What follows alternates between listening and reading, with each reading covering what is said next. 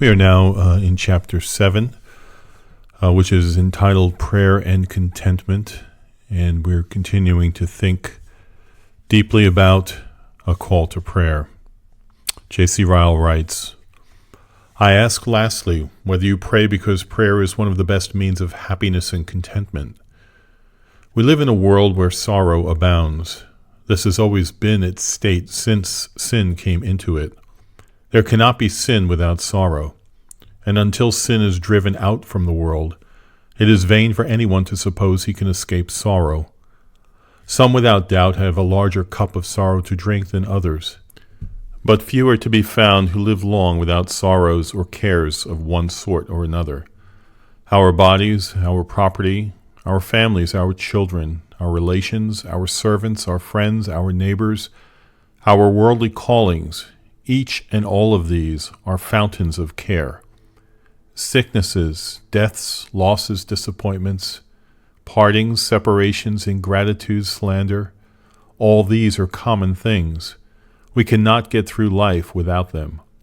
Some day or other they find us out. The greater are our affections, the deeper are our afflictions, and the more we love, the more we have to weep. And what is the best means of cheerfulness in such a world as this? How shall we get through this valley of tears with least pain? I know no better means than the regular, habitual practice of taking everything to God in prayer. This is the plain advice that the Bible gives, both in the Old Testament and the New. What says the psalmist? Call upon me in the day of trouble, and I will deliver thee, and thou shalt glorify me. Cast thy burden upon the Lord, and he shall sustain thee. He shall never suffer the righteous to be moved. What says the Apostle Paul? Be careful for nothing, but in everything by prayer and supplication with thanksgiving, let your requests be made known to God. And the peace of God, which passes all understanding, shall keep your hearts and minds through Jesus Christ. What says the Apostle James? Is any afflicted among you? Let him pray. This was the practice of all the saints whose history we have recorded in the Scriptures. This is what Jacob did when he feared his brother Esau.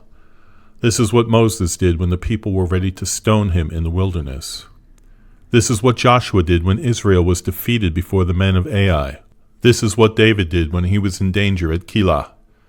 This is what Hezekiah did when he received the letter from Sennacherib.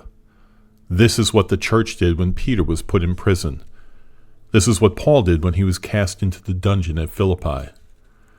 The only way to be really happy in such a world as this is to be ever casting all our cares on God. It is trying to carry their own burdens which so often makes believers sad. If they will tell their troubles to God, He will enable them to bear them as easily as Samson did at the gates of Gaza. If they are resolved to keep them to themselves, they will find one day that the very grasshopper is a burden. There is a friend ever waiting to help us if we will unbosom to him our sorrow, a friend who pitied the poor and sick and sorrowful when he was here upon earth, a friend who knows the heart of man, for he lived 33 years as a man among us, a friend who can weep with the weepers, for he was a man of sorrows and acquainted with grief, a friend who is able to help us, for there never was an earthly pain he could not cure. That friend is Jesus Christ. The way to be happy is to be always opening our hearts to Him. Oh, that we were like that poor Christian who only answered when threatened and punished, I must tell the Lord. Jesus can make those happy who trust Him and call on Him, whatever be their outward condition. He can give them peace of heart in a prison, contentment in the midst of poverty, comfort in the midst of bereavements, joy on the brink of the grave. There is a mighty fullness in Him for all His believing members, a fullness that is ready to be poured out on everyone that will ask in prayer. Oh, that men would understand that happiness does not depend on outward circumstances, but on the state of the heart. Prayer can lighten crosses for us, however heavy. It can bring down to our side one who will help us to bear them. Prayer can open a door for us when our way seems hedged up.